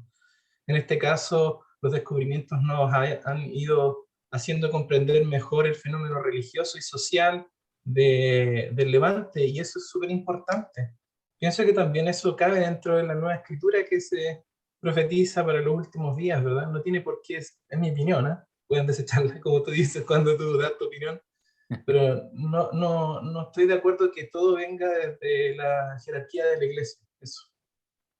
Sí, y como vimos cómo fue cambiando en nuestra época la imagen de la traducción del libro de Mormón, lo que vimos al principio. De igual manera, hay estudios que nos aclaran cómo pasaron las cosas, pero si no leemos, pues nunca vamos a a saber. Y un buen ejemplo, yo sé que hemos tocado este tema mucho en el chat que tenemos en Messenger, de lo de la raza negra y la restricción del sacerdocio. Que no es evidencia en sí, pero hay mucho motivo para creer que cuando estaba pasando todo, para los que no saben, en los años 70, el gobierno estaba amenazando de quitar, no sé cómo se llaman, como de que BYU fuera una universidad certificada, aprobada por el gobierno, por sus reglas sobre la raza negra que tenía la iglesia. Además de eso, estaba a punto de terminar el templo de Brasil, y nuestros hermanos brasileños saben que tienen mucha raza negra entre ellos. Entonces el presidente Kimball no sabía qué hacer, y le iban a quitar la universidad, iban a poner un templo donde no muchos iban a poder entrar. Así que hay evidencia, o no hay evidencia, pero hay mucho para indicar de que él leyó un libro que salió en esos años, mostrando que no había empezado esa regla de no darle a los hermanos de la raza negra el sacerdocio por Joseph Smith, sino por Brigham Young. Entonces muchos agradecen ese estudio que se hizo, porque así el presidente de la iglesia pudo ver que la tradición que habíamos seguido siempre, porque tenemos declaración firmada por la primera presidencia de 1949, donde dice, no sabemos cómo empezó, pero como Joseph Smith estableció esto, lo vamos a seguir, porque Joseph Smith fue nuestro profeta y lo vamos a hacer. Y muchas otras declaraciones. Pero ya sabiendo que no fue así, y gracias al estudio de documentos de esa época, podemos ver cuándo se fue formando esa creencia, esa regla por Brigham Young. Presidente Kimball pudo ver, saben que esta tradición que vamos siguiendo no es correcta, y tenemos que cambiar esta regla. Entonces, los estudios se usan o ayudan de mucha manera, nos abren los ojos cuando seguimos tradiciones que no tienen fundamento. Federico. Hola, ¿cómo estás otra vez? Muy buena la clase, me gustó la primera vez que entro. Estoy viendo cómo sacar la mano ahora. Estaba pensando el tema de las tradiciones. Nunca lo pensé, no sabía el tema de las tradiciones de antes del exilio, y después sabía que había una tradición del siglo II por el tema de los rollos del Mar Muerto, pero no sabía que había un límite entre antes y después del exilio, así que me va a ayudar un poco mejor a entender el tema. ¿Pudo captar algún tema de tradición en el libro de Mormón? Pues como Moroni compendia y Mormón también, puede ser que haya muchos temas que sean de tradición nefita, por ejemplo, del capitán Moroni. Yo, por ejemplo, la carta del capitán Moroni, para mi punto de vista, que le escribe a Abraham, no pienso para mí que cumple con los principios que habla del Moroni mitológico, o sea, una persona que supuestamente los nefitas piensan que las cadenas del infierno temblarían, no me encaja con una persona que le escribe a su propio gobernador en forma un poco patotera. Y ya hay veces que cuando hablan de ese tema yo digo, me parece más lógica la respuesta de Paorán, un rey, un juez superior que humildemente le responde. Por ejemplo, algún tema de tradición puede ser que haya también ahí. Sí, exacto. Y repito, como he dicho antes, y por favor no se ofendan, por favor, hermanos, no se ofendan, pero hay que leer bien el texto. Yo pienso igual que vos, en ese sentido concuerdo. No es el tema de juzgar ni decir que es falso por eso, sino que es parte del ser humano. Nos pasa a todos, a mí me pasa. Sí. De que hay veces que ponemos cosas de nuestro pensamiento y las y las incluimos en nuestro diario personal, opiniones en las reuniones sacramentales, y es algo del ser humano y que tiene en torno a nuestra cultura, ¿no? Sí. Yo pienso que va por ahí. Sí, y cuando digo no se ofendan es porque iba a decir que leamos bien, que leamos bien. Y digo que no se ofendan porque conozco personas que cuando decimos hay que leer bien, se ofenden y dicen, no, me estás diciendo que no sé leer. No, leer bien es analizar las cosas, escuchar la voz del autor, qué está diciendo, en qué mundo vivió, ¿verdad? ¿Qué más influenció sus formas de expresión? Por ejemplo, es cierto lo que dice Federico, que vemos a un Moroni que está peleando con todo mundo. Yo creo que fue un hombre justo, pero eso, bueno, mejor no lo digo, pero es un hombre muy guerrero, ¿verdad? Pero de repente sale en el capítulo 45 que Mormón pone ahí que era el hombre más justo, ¿verdad? Pero uno tiene que preguntarse, ¿por qué está diciendo esto Mormón? Porque Mormón le puso a su hijo el mismo nombre que ese capitán. ¿Se dan cuenta? Algo bueno tiene que decir de este capitán, porque su hijo lleva el nombre de él. ¿Se dan cuenta? Porque si leemos todo lo demás, es un hombre guerrero que está matando, cortando cabezas. Llegamos a ese capítulo y de repente es el hombre más santo. ¿Verdad? Pero Mormón tiene que decir algo bueno de él. ¿Entienden? Y hablando de la historia que hemos visto, yo creo que nos ayuda mucho ver el libro de Mormón, porque ahí claramente se nos dice que la historia de Mosía hasta terminar el libro fue compuesto cientos de años después por Mormón y Moroni, ¿verdad? Entonces allá tenemos todo con su conocimiento cristiano, escribiendo sobre el pasado. Un análisis buenísimo es el libro de Éter, donde además de la aparición del Señor, de Jesucristo, a el hermano de Jared, toda otra mención de Cristo es un comentario. Es un comentario.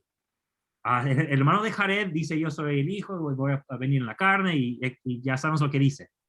Después de eso, no se menciona a Jesucristo a menos que sea un comentario. ¿Y quién compuso el libro de Éter? Moroni. Moroni era cristiano, él creía en Jesucristo. Si él tenía que incluir a Jesucristo como comentario, eso significa que la historia jaredita no incluía a Jesucristo. Nadie menciona a Jesucristo, nadie predica sobre él. Toda mención de Cristo es comentario de Moroni. Y vemos cómo menciona Señor. Ajá. El Señor era como... el Señor era la manera de hablar antiguamente. Creo que dice José Smith que a Dios en la época de Adán lo llamaban Amán, que es Señor. Excelente, gracias. Que ya estudiando filológicamente hay un dialecto, igual me parece que en hebreo hay algo parecido también. Hay un dialecto sumerio que el término Señor se dice Amán también. Excelente, gracias. En el dialecto emesal. Okay. Tenés N, Megid, y en el otro dialecto es Amán. Excelente. Hermana Mónica. Estaba pensando que en la condición de hombres que todos tenemos, ¿cierto? Que por muy buenas intenciones que tengamos, por un testimonio firme del Evangelio que tengamos, siempre vamos a estar cometiendo errores. Y claro, los líderes de la iglesia, como están en una esfera, digamos, más visible para todo el mundo, quizás nosotros esperamos que ellos sean casi perfectos, pero nos olvidamos que son seres mortales y que tienen sobre ellos una carga inmensa. Y también estaba pensando que si Brigham Young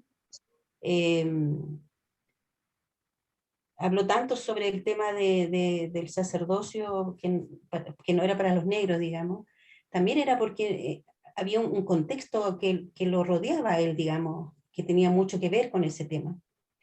Y claro, quizás su apasionamiento religioso, digamos, lo llevó a cometer ese tipo de errores. Y me imagino que también el capitán Moroni también tiene que haber tenido esos momentos de mucho enojo o hacia sus enemigos porque estaba defendiendo la libertad y sus familias y qué sé yo y todo eso. Entonces, qué increíble es que entendamos en la época, como decías tú, en la época en que las personas vivieron, qué clase de vida tenía, qué los estaba rodeando, tanto para el lenguaje como para la forma en que actuaban. Y si entendemos con mayor claridad eso, vamos a entender que están sujetos a debilidades como las que tenemos nosotros hoy en día también. Y eso me hace sentir que también son personas que me imagino que luchaban contra sus debilidades y también se esforzaban por hacer las cosas lo mejor posible. Así es, así es. Gracias, hermana. Hermano James. Claro, sí, pues estaba pensando un poco con relación a los comentarios y pues también yo tengo entendido que no viene revelación a los hombres a menos que los mismos hombres pues pidan o pregunten, hagan las preguntas a Dios. Y muchas veces a lo largo de la historia, desde donde yo tengo algún conocimiento, cada vez que se da alguna revelación, tiene que ver con algún contexto político o religioso. Y cuando digo político me refiero a las condiciones del pueblo en relación a cómo es que se está gobernando, cómo es que otros gobernantes pueden afectar al pueblo y cómo es que haciendo ciertas cosas podría detenerse en los propósitos de Dios. Por ejemplo, el tema de las razas en el tiempo de Brigham Young, si ya era difícil la situación con el tema de la poligamia, con el tema del libro de Mormón, imaginemos qué hubiera pasado si a eso le echamos un par de leños más con relación a las razas. Realmente hubiera sido una situación extremadamente difícil, aun cuando desde la época de José Smith, pues los de otras razas fueron bienvenidos a la iglesia, Sí. ¿verdad? Gracias, sí, así es. Ok, Israel, brevemente, porque no quiero pasar las 2 horas, porque bueno, pero algo rápidamente de James, perdón, Israel. James, y fui a agarrar este libro que voy a estar estudiando para la clase, no sé si lo pueden ver. Se trata de los enemigos y hay amigos del Estado, o sea, las profecías del Antiguo Testamento referente al conflicto de gobiernos que hubo, porque el mundo bíblico pues refleja su mundo antiguo. Los profetas están hablando en contra de diferentes pueblos de su época. Incluso el libro de Apocalipsis está escrito en contra de Roma. Entonces hay que ver el mundo político en el que vivieron. Israel.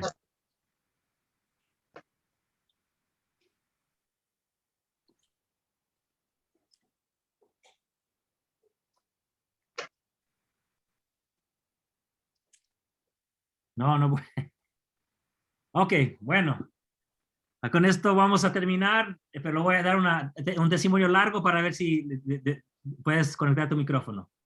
Hermanos y hermanas, yo sé que esto, que he presentado información muy nueva y diferente a lo que están acostumbrados a escuchar.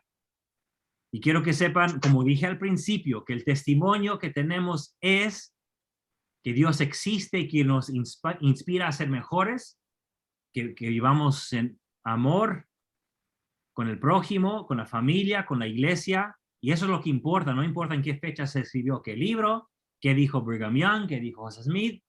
Claro, si nos ayuda a acercarnos más a Dios, sí importa. Si no, pues no importa tanto. Mi testimonio es que a través del estudio así profundo como hemos hecho de la historia, conocemos mejor los pueblos y así podemos conocernos mejor nosotros, porque hemos hecho lo mismo también. Nosotros también contamos nuestra historia y a veces la contamos de una manera para hacernos ver mejor o nos hacemos los héroes de la historia y podemos aprender de la Biblia para decir, bueno, no hay que exagerarnos tanto, porque lo hicieron ellos y tal vez hay que calmarnos nosotros y ser más honestos en nuestra forma de tratar las cosas. O tal vez podemos usar este ejemplo para ver cómo contar historias, igual como hacía Jesucristo, porque él contaba parábolas para dar enseñanzas. Muchas de esas historias de Génesis son parábolas para para dar enseñanza sobre algún principio. Y nosotros podemos hacer lo mismo a través de relatos o ejemplos de la vida para enseñar a nuestros hijos o a los compañeros de trabajo o como sea. Mi testimonio es que Dios nos ama, que Él nos inspira a través de las escrituras, los llamamientos, los líderes, para que seamos mejores y que podamos ser una bendición en el mundo, para que podamos llevar la luz de Cristo al mundo. Y eso es lo que importa. Yo sé que yo me meto mucho en esos detalles, pero lo que importa más que nada es si somos una luz al mundo, llevando la luz de Cristo al mundo. Eso es lo que importa más. Cuando alguien me quiere hablar que no está de acuerdo con lo que digo, solamente lo escucho. Muy bien. Ok, entiendo. Gracias. Adiós.